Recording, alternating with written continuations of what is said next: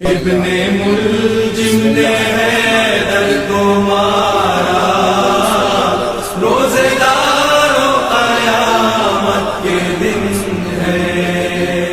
ابن ملجم نے حیدر کو مارا، روزے دار و قیامت کے دن ہے۔ فزت برب الکعبہ، صلوات پڑھیں محمد والے۔ اللهم صل على محمد وآل محمد وعجل فرجه۔ عزیزان محترم و مکرم و صاحبان علم، جیسا کہ آپ کے علم میں ہے کہ آج شب ضربت مولا امیر المومنین،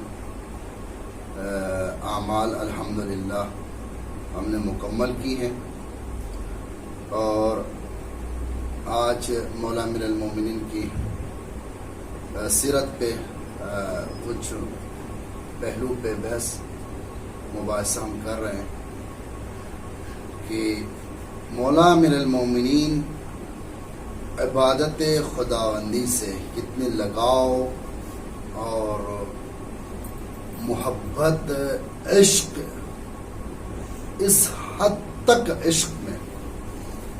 کسی نے پوچھا کہ یا علی، کیا آپ نے اپنے خدا کو جس کی آپ عبادت کرتے ہیں دیکھا ہے؟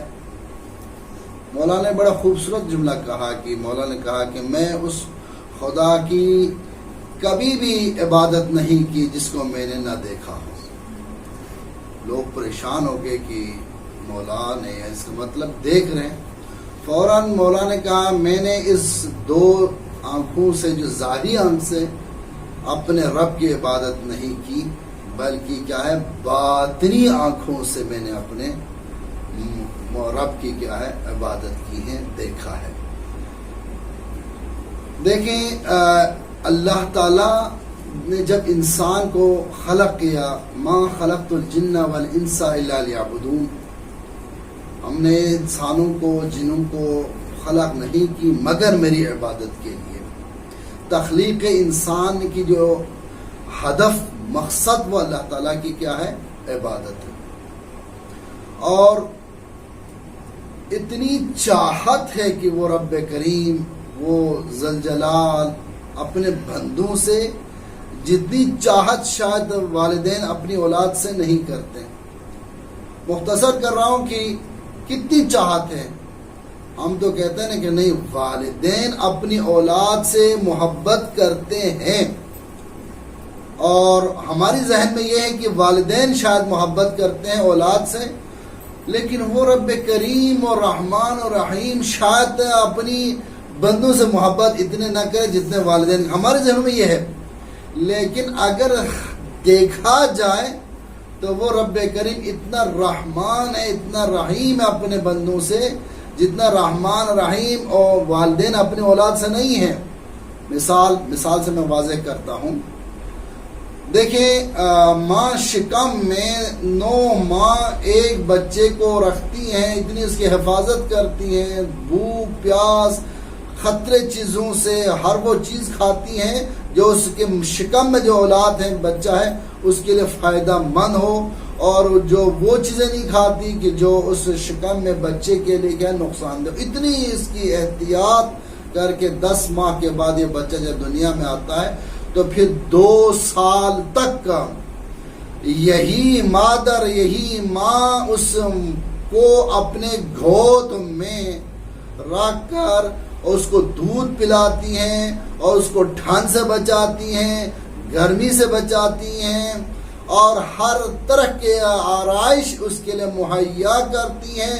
2 سال تک اپنے اس مدرسے میں وہ پال پول کے، جب یہ 2 سال کے بعد یہ انسان جب بڑا ہوتا ہے تو اس تھوڑا سا اس کے اندر تکبر و غرور آنے لگتا ہے، اور یہ تکبر غرور اس حد تک اس انسان کو لے کے جاتا ہے، بڑا ہونے کے بعد پھر نافرمانی کی طرف شروع ہوتا ہے یہ انسان، اور پھر اس حد تک اس کی نافرمانی بڑھ جاتی ہے کہ آخر کار والدین کیا ہوتے ہیں، تنگ ہوتے ہیں۔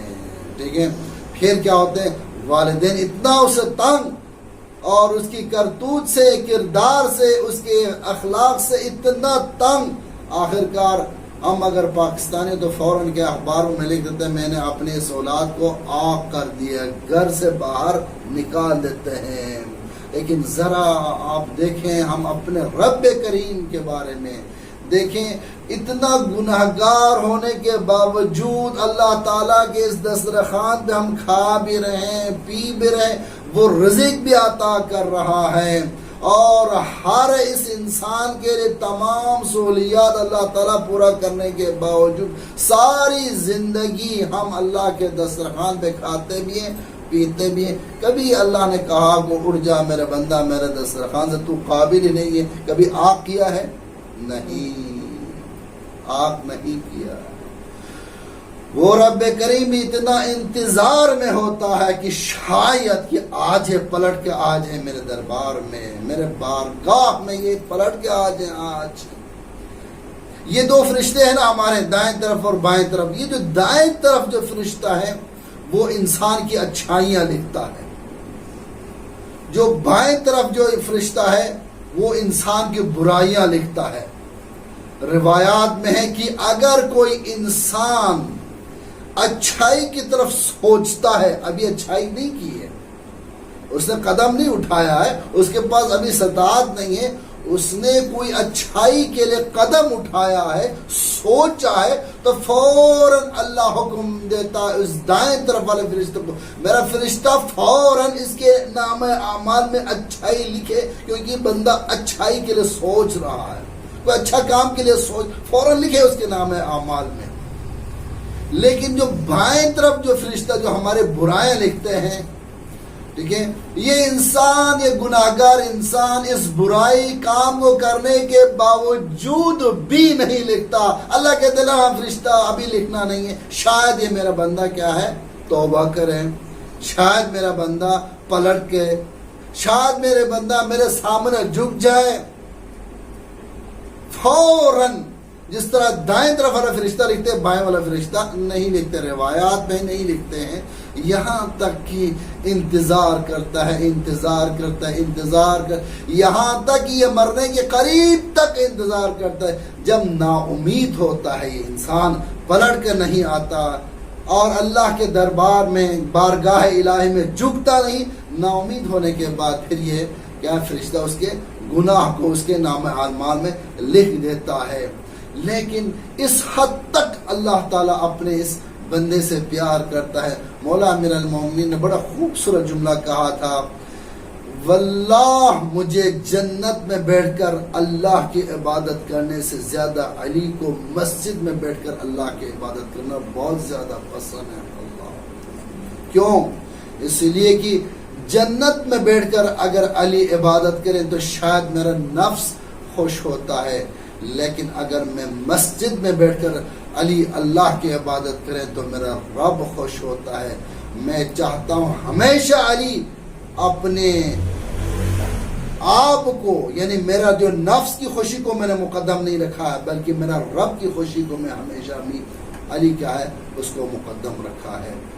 اتنی عبادت میں روایات میں ہے کہ جب بھی مولا امیر المومنین علیہ السلام جنگوں میں جاتے تھے تو زخمی کی حالت میں تیر و تلوار، جب مولا امیر المومنین کے پیر اطہر سے، پاؤں مبارک سے تیر نکالنے کی کوشش کی تو رسول اللہ صلی اللہ علیہ وسلم منع کیا اصحاب سے، ابھی آپ تیر علی کے پیر سے نہ نکالیں۔ لوگوں نے کہا یا رسول اللہ بہت خون نکل رہے ہیں، کہا نہ، جب امیر المؤمنین اللہ کی عبادت میں کھڑے ہوتے ہیں اس وقت پیر اطہر سے، پاؤں مبارک سے علی کے پیر سے تیر کو نکالے۔ اصحاب نے انتظار کیا، جو ہی مولا امیر المؤمنین اللہ کے دربار میں، اللہ کے بارگاہ میں جب کھڑے ہوتے ہیں اور اللہ کے ساتھ اتنا رابطہ علی کا جب ہوتا ہے، روایات میں ہے کہ جب تیر کو علی کے پیر مبارک سے جب نکالتے ہیں تو پتہ ہی نہیں چلتا کہ کوئی تیر نکالا ہے یا کوئی تنکا نکالا ہے۔ تو اس حد تک مولا امیر المومنین علیہ السلام کے عشق، ایک محبت، مولا روایات میں ہے کہ مولا ڈیلی مسجد کوفہ میں نماز ظہرین کے بعد عبادت میں مشغول ہوتے تھے. ہر وقت مولا امیر المومنین مسجد کوفہ میں عبادت میں مصروف ہوتے تھے. اصحاب کو آخری سال ماہ رمضان المبارک میں جب درس دیا کرتے تھے، مولا نے اصحاب کو مسجد کوفہ کے جو نمازیوں کو بار بار ایک جملہ یاد دلاتے تھے، یاد رکھنا کہ اس ماہ رمضان المبارک میں میرے پیارے میرے بھائی رسول خدا صلی اللہ علیہ وسلم نے مجھے خبر دی، علی تم نے اس ماہ رمضان المبارک میں جدا ہونا ہے، دنیا کو چھوڑنا ہے. مولا امیر المومنین نے یہ کہا کہ لوگوں، مجھے رسول خدا صلی اللہ علیہ وسلم نے یہ کہا کہ میں اس ماہ رمضان المبارک میں تم سے جدا ہونا ہے، تم سے الگ ہونا ہے. تو اصحاب نے پوچھا، حذیفہ ایک صحابی تھا، انہوں نے اپنے تمام حلقے کے لوگوں سے کہا کہ مولا کی بقایا جو تبلیغات سے اس سال مولا بار بار اس جملے کو کیا ہے ارشاد فرما رہے ہیں. ایک دن جناب حذیفہ اپنے تمام 40 جوانوں کے ساتھ، روایات میں نیام تلواریں لے کر مولا امیر المومنین کے دروازے کو دستک دی. جناب ام کلثوم کے دروازے پہ مولا امیر المومنین جناب ام کلثوم کو کہا، بیٹی ذرا دیکھیں کہ تلواروں کے چلنے کی آوازیں آ رہی ہیں. امیر المومنین جب دروازہ کھولا دیکھا تو جناب حذیفہ ہے 40 جوانوں کو ساتھ لے کے. کہا، اے حذیفہ یہ 40 بندے، وہ بھی تلوار اور باقاعدہ جنگی حالت میں. جناب حذیفہ نے کہا، یا علی آپ بار بار یہی جملہ ارشاد فرما رہے ہیں، لوگوں مجھے اس ماہ رمضان المبارک میں تم سے جدا ہونا ہے. یا علی آپ بتائیں وہ کون شخص ہے کہ جو آپ کو ہم سے جدا کر رہے ہیں؟ ہماری موجودگی میں آپ اس دنیا سے چلا جانا، وہ کون شخص ہے؟ اللہ اکبر. یہاں پر مولا امیر المومنین نے کہا، حذیفہ کیا تو مجھے جانتے ہو میں کون ہوں؟ فوراً جناب حذیفہ خاموش ہو گئے اور جناب حذیفہ کو کہا، جناب حذیفہ نے امیر المومنین سے کہا، یا علی آپ میرا وقت کا امام ہے. امام نے کہا، پھر وقت کا امام ہے تو وقت کے امام کی بات واجب ہے، تم واپس چلے جاؤ. جب چلے گئے گھر پہنچے تو جناب حذیفہ، روایات میں ہے کہ اس کی بیوی حذیفہ کے گھر کے اندر چکر لگا رہی تھی. کہا کہ آپ جلدی واپس آ گئے، کیا علی کی آپ نے حفاظت نہیں کی، پہرا نہیں دینا تھا؟ جناب حذیفہ نے کہا کہ مولا امیر المومنین وقت کے امام تھے، امام کی بات ماننا ہمارے اوپر واجب، مولا نے خود واپس مجھے ہمیں گھر واپس کر دیا. عزادارو،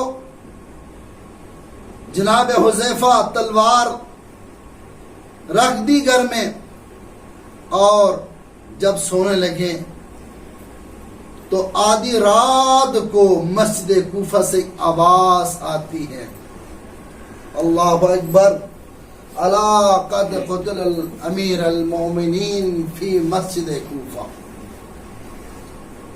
جب یہ آواز بلند ہوتی ہے، جناب حذیفہ جب دیکھتے ہیں، دروازہ کھولتے ہیں تو باہر گلیوں میں رونے کی آوازیں آ رہی ہیں. اللہ اکبر. جناب حذیفہ مولا امیر المومنین کے گھر جاتے ہیں تو بیویوں کی رونے کی آواز آ رہی ہے. ایک ایسا وقت تھا کہ امیر المومنین علیہ السلام مسجد کوفہ میں تھے. بیٹے امام حسن سے کہا، بیٹا حسن میں اپنی بیٹیوں سے بہت پیار کرتا ہوں، مجھے اپنی بیٹیاں یاد آتی ہیں، مدینے میں جاؤ، جا کر میری بیٹیاں لے کے آئے.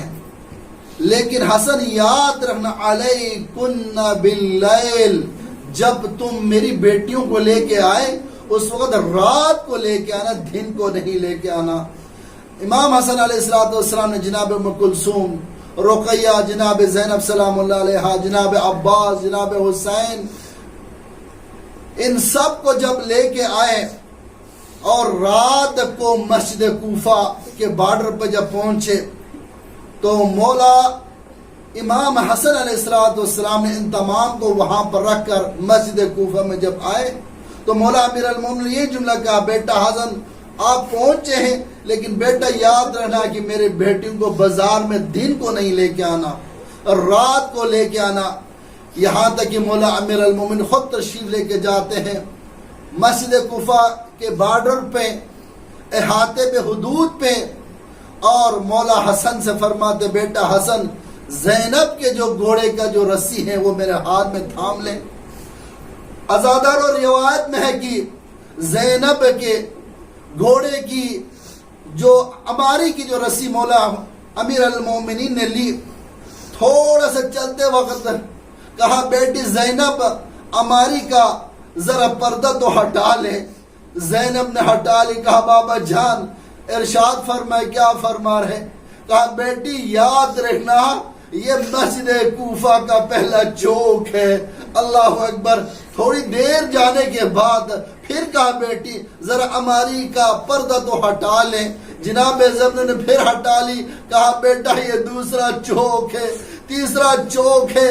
اللہ اکبر۔ جب مولا نے آخری کہا کہ بیٹی زینب ذرا پردہ تو ہٹا لے، کہا بیٹی زینب یاد رکھنا یہ مسجد کوفہ کے بازار ہے۔ فوراً جناب زینب نے کہا بابا جان یہ مجھے کیوں بتا رہے ہو؟ عباس کو بتا دے، بیٹا اس بھائی حسن کو بتائے، بھائی حسین کو بتا دے۔ اللہ اکبر۔ امیر المومنین نے ایک جملہ کہا بیٹی زینب واللہ جب تجھے ان بازاروں میں پھیرایا جائے گا نہ عباس ہوگا نہ حسین ہوگا۔ اللہ اکبر۔ جب یہ مقام، اس مقام میں مولا امیر المومنین نے خود جناب زینب کو احترام عزت کے ساتھ مولا نے اپنے گھر لے کے آئے۔ اللہ اکبر۔ وہ مقام مولا امیر المومنین کو یاد تھا۔ جب ضرب لگی مولا کو جب اٹھایا، جب گھر کے قریب پہنچے ہیں نا، اس وقت مولا نے کہا حسن کو بیٹا حسن مجھے ذرا سا چلنے دے دو۔ حسن نے کہا بابا جان آپ چلنے کی قابلیت نہیں ہے، آپ نہیں چل سکتے ہیں۔ اس وقت مولا امیر المومنین نے دو جملے کہا، اے حسن بیٹا یاد رکھنا جب میں گھر سے مسجد کوفہ آ رہے تھے میں چل کے آیا تھا، میری حالت اگر میری بیٹی زینب برداشت نہیں کر سکتی۔ اللہ اکبر۔ ایک جملہ تمام اصحاب کو کہا تھا، اصحاب سے کہے بیٹا حسن یہاں سے واپس چلے جاؤ۔ حسن نے کہا بابا جان اصحاب ہے۔ اللہ اکبر۔ مولا نے کہا بولو اصحاب ہے لیکن میں نہیں چاہتا میری بیٹیوں کی رونے کی آواز نامحرم تک پہنچے۔ مولا میں آپ کی غیرت پہ سلام، کاش آپ کربلا میں ہوتے، عشر عاشور۔ اللہ اکبر۔ آپ کی بیٹیوں کے سر پر چادر نہیں